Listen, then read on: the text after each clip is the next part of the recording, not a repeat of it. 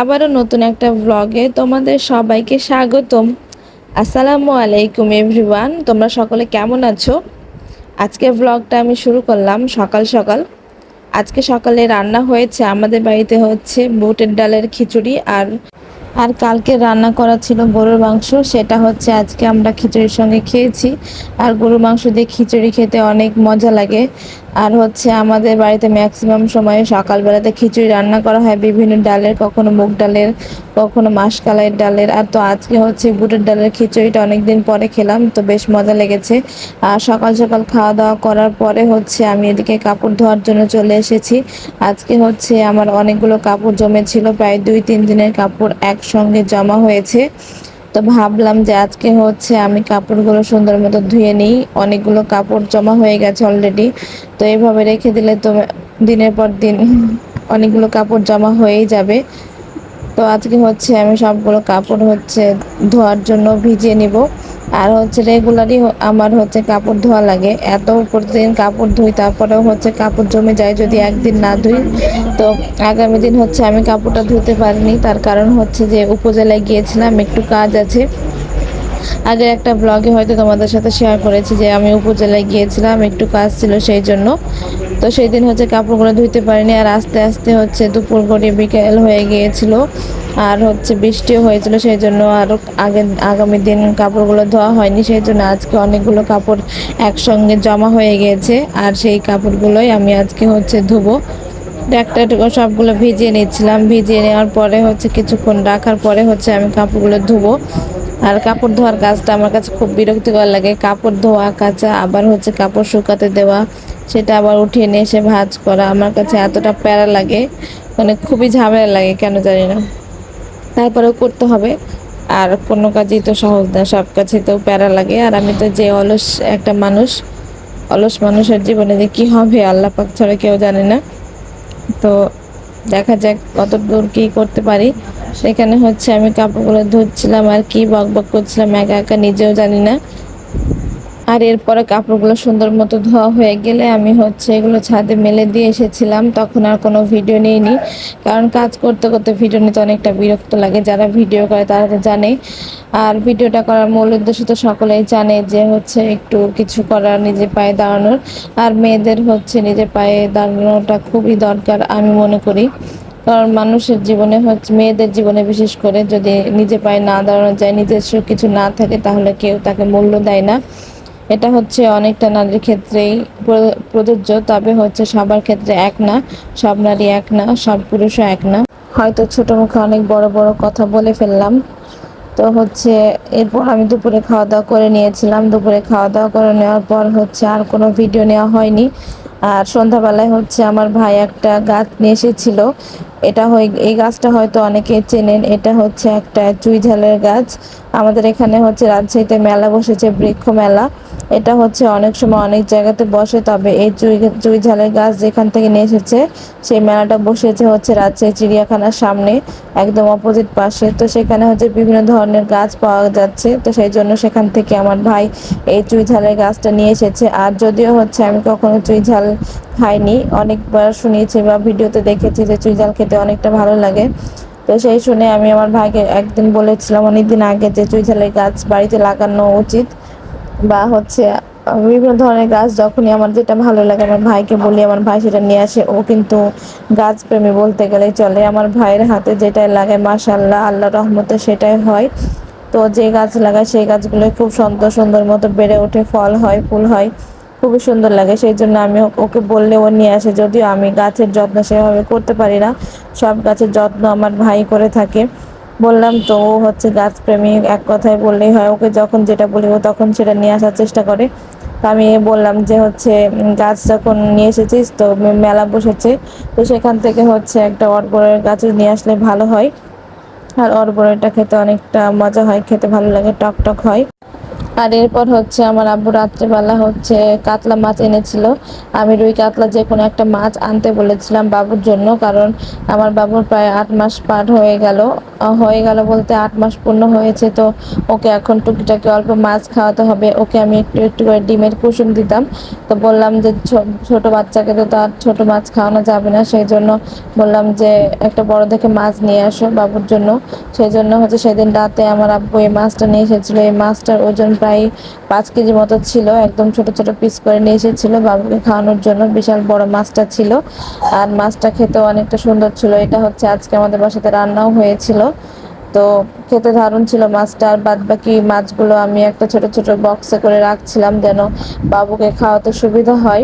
সেই জন্য মা বলছিল যে যেখানে ছোট ছোট বক্স তো করে নিয়ে নিচ থেকে নিয়ে আসতে। আর আমি মাছের ভিডিওগুলো করছিলাম, মানে দেখতে খুবই সুন্দর লাগছিল মাছটা। আজ রাতের ভিডিও যে এটা এত সুন্দর হবে আমি ভাবতে পারিনি, দেখতে খুবই ভালো লাগছিল, আর সেই জন্য ক্যামেরাটা ধরেছিলাম। আর টুকিটাকি ভিডিওতে আমি তোমাদের সাথে শেয়ার করি, সেই জন্যই মূলত ভিডিওটা করি। আর ভিডিও করতে আমার কাছে এখন ভালোই লাগে, আর ভালো লাগা না থাকলে কোনো কাজ করা সম্ভব না। চেষ্টা করি রেগুলার ভিডিও আপলোড করার জন্য, কিন্তু পারছি না একটু সময়ের অভাবে। বাচ্চা থাকে, বিভিন্ন কাজ আছে বাসায়, আর এই কয়েকদিন একটু ব্যস্ততার মধ্যে আছি। আর কি কি ব্যস্ততার মধ্যে আছি সেটা অবশ্যই তোমাদের সাথে শেয়ার করব। আর আমাদের বাড়িতে হচ্ছে একটা ভালো সময় আসতে যাচ্ছে বা ভালো কিছু হতে যাচ্ছে। সকলে হচ্ছে দোয়া করবেন আমার বাবা মা যেন ভালো মতো থাকে, ভালো সুস্থ থাকে, পরিবার সকলে যেন সুস্থ থাকে। আর এখানে হচ্ছে ওই দিন মাছ আনার সঙ্গে সঙ্গে আমার আব্বুর সাথে হচ্ছে কালাই রুটি নিয়ে এসেছিলো আর ঝাল নিয়ে এসেছিলো।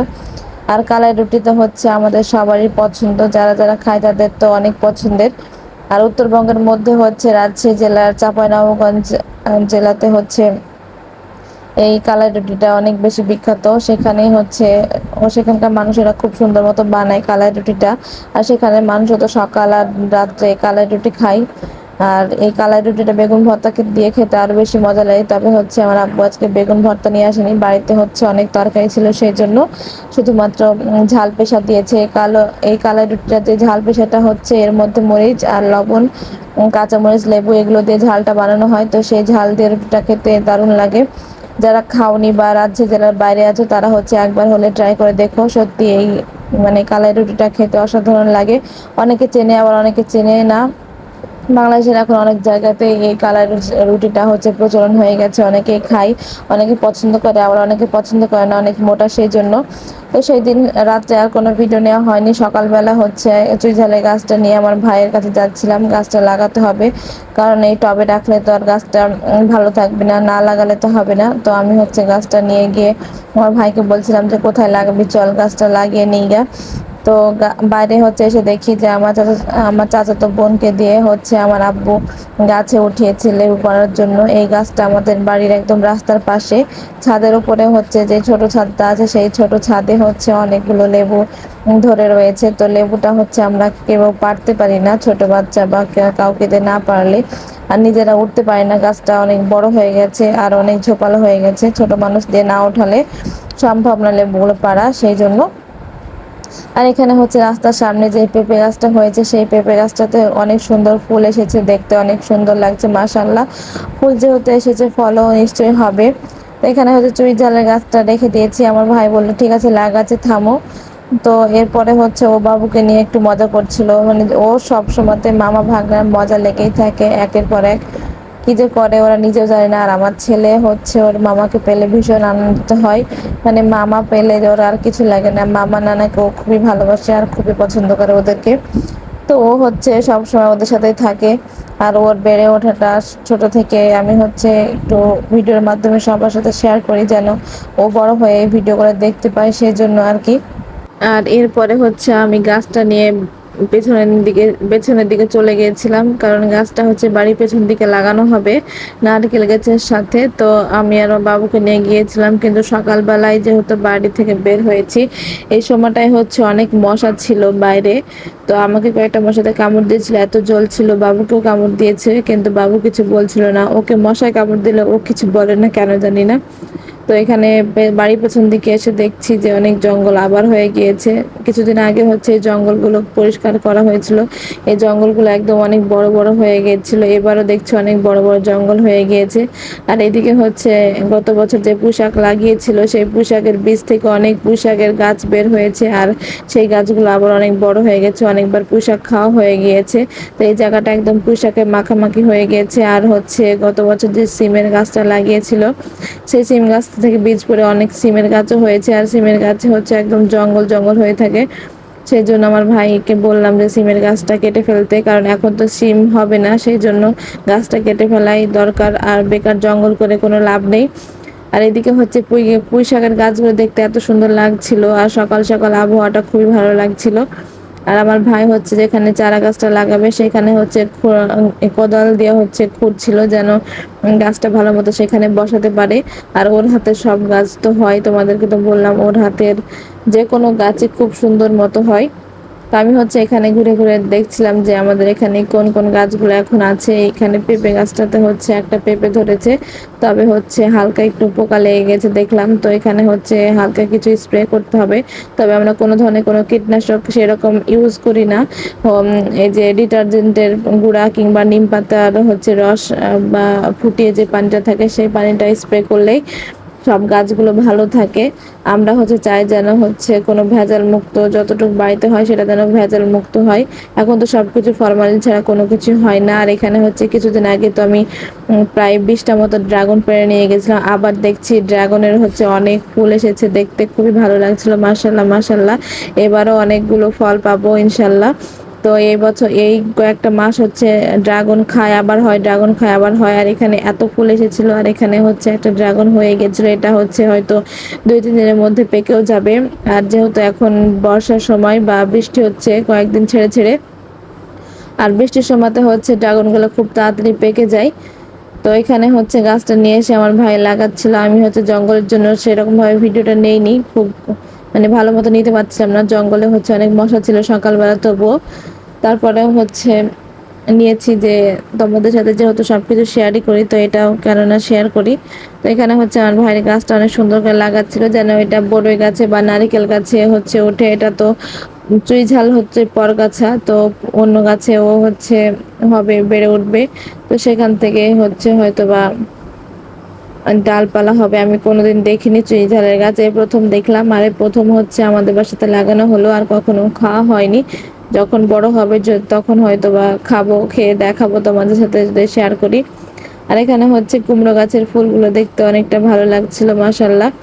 এখানে কুমড়ো গাছটা দেখতে এত ভালো লাগছিল আমার নিজের কাছে, মানে ফুলগুলো হলুদ হলুদ হয়ে ফুটে আছে। আমার কাছে কেন জানি না, নাম না জানা অনেক ফুল আছে, সেগুলো দেখতে আমার কাছে খুবই ভালো লাগে, নিজের মনে শান্তি লাগে যে হ্যাঁ আমি গ্রামে তো বাস করি, অনেক ধরনের ফুল দেখতে পাই। আর ফুল মানে সৌন্দর্য, সেটা বুনো ফুল হোক কিংবা হচ্ছে নাম জানা ফুল বা নাম না জানা ফুল, তাতে কোনো সমস্যা নেই।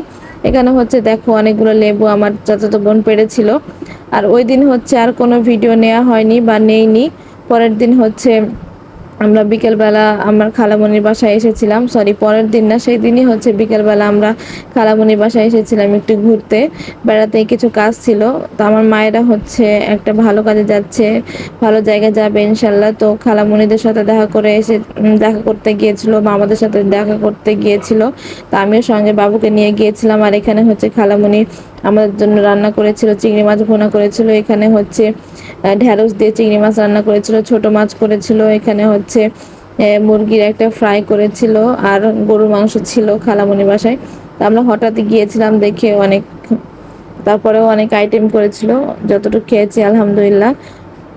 তো এখানে অনেক গল্প গুজব করছিলাম আমরা সকলে মিলে খাওয়ার টেবিলে, যদিও হচ্ছে খাওয়ার সময় বেশি কথা বলতে হয় না, তারপরেও হচ্ছে সবাই আমরা খাওয়ার টেবিলে বসে গল্প টল্প করছিলাম। আর খালামণি বাসায় হচ্ছে সেরম ভাবে যাওয়া হয় না, কিছুদিন আগে হচ্ছে কয়েক মাস আগে গিয়েছিলাম, আর এই তো আবার কবে যাব ঠিক নেই। আর খালামণি বাসাতে সেভাবে যাওয়া হয় না আগের মতো। আগে তো হচ্ছে আমরা সব ভাই বোনরা একসঙ্গে হলে অনেক মজা করতাম, অনেক আনন্দ করতাম, কিন্তু এখন আর সেই সময়টা নেই। এখন হচ্ছে সবাই যে যার সংসার নিয়ে ব্যস্ত, যে যার জীবন নিয়ে ব্যস্ত, সবাই সবার মতো চলছে। আর আগে যখন আমরা খালামণির বাসায় যেতাম তখন হচ্ছে অনেকটা আনন্দ করতাম, অনেক মজা হতো। খালামণির বাসার পাশে হচ্ছে একটা পুকুর ছিল, জানলা দিয়ে সেই পুকুরে হচ্ছে মাছ ধরতাম। কারণ কারণ হচ্ছে যে বাড়ির দেওয়াল আর পাশে পুকুরটা একদম লাগালাগি ছিল, তো ওখানে চুপ করে হচ্ছে আমরা একটা ছিপ ফেলে রাখতাম। আমি আর আমার খালাতো ভাই ছিল, আমরা খুব দুষ্টু ছিলাম। তো সেই সময় হচ্ছে জানালা দিয়ে ছিপ ফেলে মাছ ধরতাম, এত ভালো লাগতো। এই জন্য আরো খালামণির বাসায় যেতাম। আর খালামণির বাসার সামনে হচ্ছে একটা জামের গাছ ছিল, তো সেখানে হচ্ছে অনেক জামও ধরতো, অনেক মজা হতো। এক কথায় যে আগে যখন সব ভাই বোনরা একসাথে থাকতাম তখন কত যে মজা লাগতো, সেটা হয়তো এখন বুঝতে পারি, ভাষায় প্রকাশ করতে পারবো না। সেই ছোটবেলার দিনগুলো হয়তো আর কখনোই আসবে না। আর এখানে হচ্ছে আমার ছোট ভাইয়ের বউ হচ্ছে আমাকে সালাদ দিচ্ছিল, ননদ বলে কথা, তাই না? ছোট ভাইয়ের বউ, সরি বললাম, ভুল বললাম, ও হচ্ছে আমার বড় ছিল, ছোট না। তো হচ্ছে বউ রেখে গিয়েছে, জাপানে থাকে। কিছুদিন আগে একটা ব্লগে তোমাদেরকে আমি দেখিয়েছিলাম যে আমার ভাইরা আমাদের বাসায় বেড়াতে এসেছিল নতুন বউ নিয়ে। এই সেই নতুন বউ। সবাই হচ্ছে আমাদের নতুন বউকে মাশাআল্লাহ বলবেন, তাদের জীবন যেন ভালো হয়, সুখের হয়। তো এখানে হচ্ছে আমার খালাতো বোন বলছিল যে তুই যে ভিডিও করছিস, এগুলো কি করছিস, এরকম গল্প করছিলাম, অনেক ধরনের গল্প করছিলাম। এরপরে হচ্ছে আমাদের এই পিচ্চি মেয়েটা বলছে, খালামণি আমার ভিডিও করে দাও, আমি রুটি বেলবো আমার আব্বুর জন্য।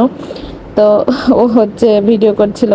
আমি ঠিক আছে, বলছে আমার ভিডিওটা তুমি কিন্তু ছাড়বা, এরকম এরকম বলছিল, গল্প করছিল। ছোট মানুষ যতই হোক, তোর ভিডিওটা নিচ্ছিলাম। ও কিন্তু অনেক পাকনা একদম, তারপর আবার অনেক ট্যালেন্টও। তো এখানে বলছিলাম আমি হচ্ছে আমার বাবার জন্য রুটি বেলছি, আমার বাবাকে এটা খাওয়াবো, আমি হচ্ছে এটা বেলবো, বেলার পরে হচ্ছে আবার এটা শেখবো। তো ছোট দৃষ্টি দেখুন, মানে মেয়ে মানুষ সংসারের কাজ করতে সত্যিই পছন্দ করে। আর একটা মেয়ে চায় যে যার একটা নিজস্ব সংসার হোক, যে সেটা হচ্ছে গুছিয়ে রাখবে। আর প্রতিটা মেয়ে হচ্ছে ছোটবেলা থেকে এই কাজগুলো একটু একটু করে শেখে খেলার মাধ্যমে। তো এই বাচ্চাটাও সেরকমই খেলছে, সে যেন ভালো থাকে, সুস্থ থাকে। সকলে তার জন্য দোয়া করবেন, আর সকলে মাশাআল্লাহ বলতে অবশ্যই ভুলবেন না। এরপর হচ্ছে নানু বাসায় চলে এসেছিলাম। তো এখানে এসে মামাদের সাথে দেখা করার জন্য আমার মা এসেছিল। আর এখানে দেখো দুই বাবুতে মিলে কি শুরু করেছে। তো আজকের ভিডিওটা আমি এখানে শেষ করছি। যে যেখানে থাকো না কেন, ভালো থেকো, সুস্থ থেকো, আল্লাহ হাফেজ।